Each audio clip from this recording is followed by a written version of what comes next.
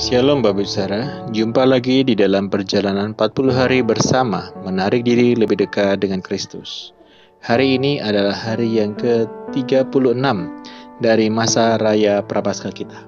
Mari kita membuka bagian firman Tuhan yang terambil dari Injil Markus.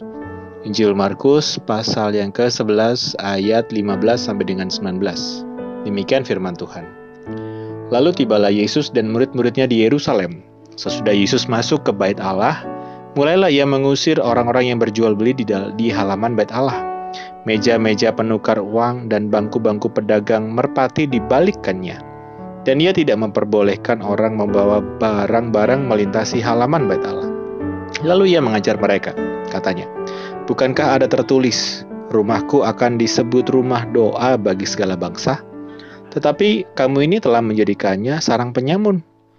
Imam-imam kepala dan ahli-ahli Taurat mendengar tentang peristiwa itu, dan mereka berusaha untuk membinasakan dia, sebab mereka takut kepadanya.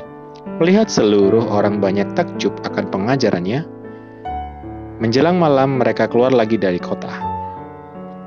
Bapak Saudara yang terkasih, bagian ini adalah bagian tatkala Yesus telah memasuki kota Yerusalem.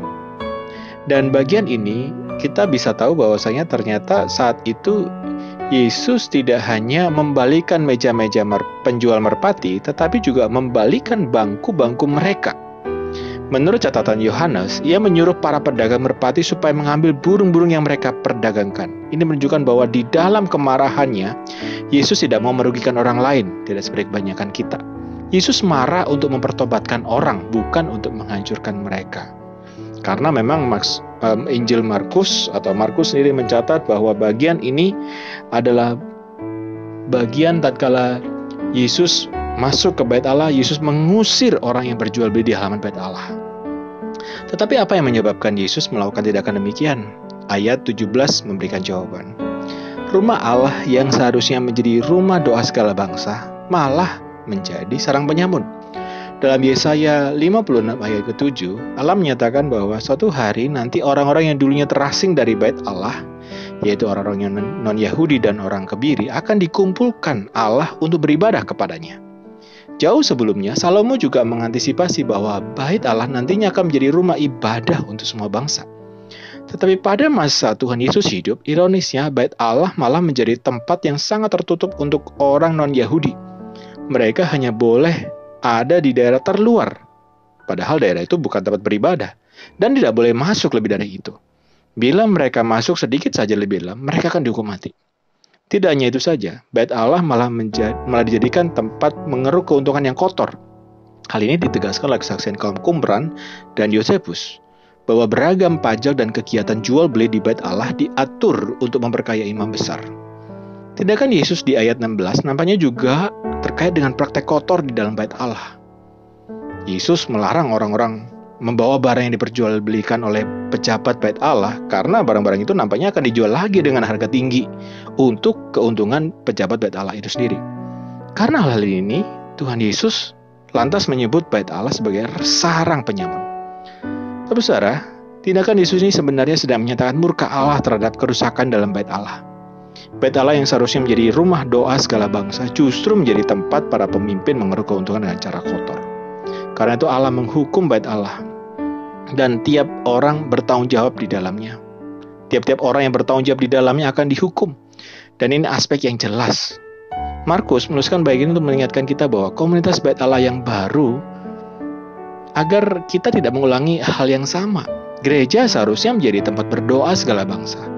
Maka gereja tidak boleh menjadi gereja yang eksklusif untuk satu suku tertentu, ras atau golongan sosial tertentu. Gereja harusnya menjadi orang yang mengenal Kristus, diperlengkapi untuk menghadirkan Kristus di dunia.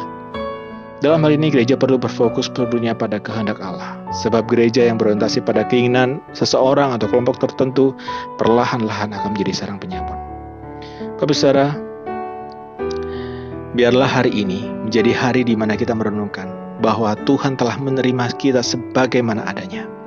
Maka, marilah kita sebagai gereja membuka diri. Karena Kristus pun membuka diri terhadap kita. Dia yang telah mati di atas kayu salib, Dia yang telah menerima kita apa adanya. Kini, Allah meminta kita untuk menerima sesama kita apa adanya. Mari kita berdoa. Bapa kami di surga, terima kasih untuk hari ini. Kami bersyukur anugerah Tuhan yang telah memimpin kehidupan kami. Bahkan kami bersyukur Engkau Tuhan telah memberikan firman bagi kami bagaimana kami harus hidup. Bagaimana kami harusnya menjadi saksi di dalam dunia. Kami berdoa bagi pemerintah kami, Tuhan yang tetap memberkati presiden, wakil presiden, aparat negara, bahkan sampai di kota Surabaya. Tuhan yang memimpin di dalam proses pemulihan ini, dan biarlah anugerah Tuhan yang menopang keluarga kami, suami, istri yang terus bekerja, anak-anak yang terus belajar, Tuhanlah yang memberikan kesehatan. Terpujilah nama Tuhan. Kami menyerahkan kehidupan kami sepanjang hari ini di dalam nama Tuhan Yesus Kristus kami berdoa. Amin. Bapak Saudara, hari ini mari kita jalani dengan penuh sukacita. Dan jangan lupa, mari kita doakan perayaan Paskah dan Jumat Agung yang akan kita jelang di dalam beberapa waktu ke depan. Dan biarlah hari-hari ini kita boleh tetap memuliakan nama Tuhan. Tetap semangat, tetap jalani aktivitas. Jangan lupa tetap makan buah dan sayur ya. Tuhan Yesus memberkati. Amin.